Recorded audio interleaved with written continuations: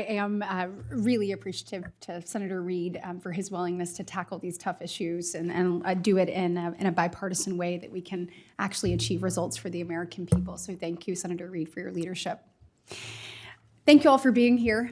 This is certainly an important topic. I am particularly looking forward to hearing more about this as the chair of the Housing Subcommittee. You know, when I tackled this issue first off getting here, it's clearly an issue of supply and demand. It's also it encumbers a lot more than that. You know, when we started looking at regulations, knowing that about 25% of a new home cost is directly attributed to regulation, you think what is necessary and what is overburdensome. When you find out that, you know, Americans are no longer buying their first home, that piece of the American dream, in their late 20s, but rather in their late 30s, early 40s, if then can they achieve that? How do we make this more obtainable for every American? There's a number of approaches. Senator Reid mentioned the one that we had, of government assistance programs that will help people actually achieve upward mobility, that will help them stand on their own 2 feet and be able to live their version of the American dream, which is so critically important. But there are other things that we've been doing that we feel like can kind of claw back on some of this stuff. You know, environmental regulations under NEPA have directly stifled housing supply. When we look at Alabama, we have a great example. I loved hearing what Senator Ricketts was saying of things that they were doing in Nebraska. In Alabama, we have a great example through our Fortified Roof program. It incentivizes strong home building, and it's able to do that, you know, encouraging people to build homes that will withstand storms, obviously without exposing or imposing excessive environmental standards in the process. It has been a win-win and has been wildly successful. So there's certainly a way to do both, and there's a balance that needs to be achieved. Mr. Glacier, can you speak to the impact of erroneous environmental and land use regulations and the ability to build homes to meet those demands? Thank you, Senator, and thank you for your leadership on this topic. It is an odd irony that often environmental regulations are counterproductive environmentally. So about 15 years ago, I wrote a paper with California environmental economist Matthew Kahn, currently at the University of Southern California, which tried to measure the carbon emissions associated with building in different parts of the country. We did this whole normalizing for family size, normalizing for income. We found, unsurprisingly, that by far the lowest carbon emission parts of the country, naturally, were coastal California.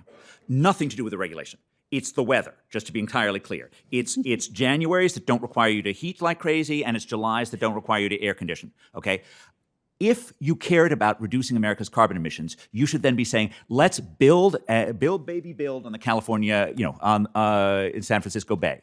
Let's add in as much housing as we possibly can. And yet California housing, partially because of the famous Friends of Mammoth case, which requires a significant environmental review locally for any California project, right? They face the most onerous environmental regulations possible. And the effect of that is moving building from places where it is good for the environment to being places where it is less good to the environment. And you see that happen over and over again. And partially it's a mistake that regulators make, that they think they're actually stopping the building. But it doesn't stop the building. It just moves it someplace else, and it moves it to a place that is worse for the environment. No, I appreciate that. And I have a couple more follow-up questions on that. I would love to submit for the record for you if that's okay, because I want to dig down on that. I am short on time. Mayor Johnson, I heard you say to Chair Scott, talked about a little bit of the local challenges that are occurring. I am a big believer that the best thing that the federal government can do in most situations is just get out of the way. As the daughter of 2 small business owners, I saw that firsthand. I think local leaders know best, their boots on the ground, and local solutions work best for the people they serve.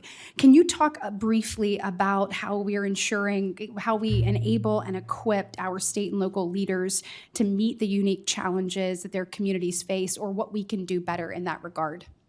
I appreciate that question, Senator, and I will tell you, it's interesting. We look to Washington for a couple things at the local level. One, you all figured out, it's money, right? We always are looking for money from Washington. But the other thing is leadership and thought leadership. And sometimes, being so close to the people, it's good. You know exactly what's going on, but it can be noisy. Sometimes the folks who are a little further away can look at a problem and see it nationally. And if you don't look at this housing issue nationally, you won't understand what's really going on. at the city level, we are competing with our other cities for people, institutional investment. We want corporate relocations. We want jobs. We want higher education institutions. We're competing for those things. So as a mayor, my job is to try to make Dallas as awesome as it can be, and make the quality of life as high as it can be. The result of that, when I'm successful, is pressure on my housing market, because we're not building enough houses, new ones, to add to the housing stock fast enough. The new folks are just adding pressure to the market in the form of more demand in terms of people and what they're willing to pay for it. They're more well compensated. Again, like I said, they're coming from the coast, and our housing market looks like a bargain to them. So what we need from, I'm saying this over and over again because I was very honored to be asked to be here today. We need the understanding of Congress that this is a problem that has to be attacked nationally, because we're just pushing the issue around. We really do need to have a build, baby, build approach to housing. And in addition to the leadership, that we were looking for from our friends here in Washington, it's not always about coming and asking for money per se in the form of a new program, but there are ways that, and it's above my pay grade. I'll let all of these wonderful pieces of legislation I'm hearing about figure out how to incent us to do what is within our purview. I would be run out of any room back home or in any group of mayors if I didn't say that we do believe that the zoning issues, the process and permitting issues are going to always be best handled at the local level. That does not mean, though, that you cannot attach, as I believe Senator Kennedy was implying, you cannot attach benefits to us doing things better in the right way. If you want to reward a city that reduces their permitting time and builds X, housing units per year that at a goal, at a rate that you set, I'm all for that. Dallas will jump in that competition. We would gladly enter that competition to increase our housing starts to attract some sort of federal benefit. But it's not a new program we're looking for. It's a change in the narrative. Absolutely. Well, Mr. Chair, thank you. I have a question for Mr. Jelinek, and I will submit that for the record. I've run out of time. Thank you. Thank you. Senator Warner.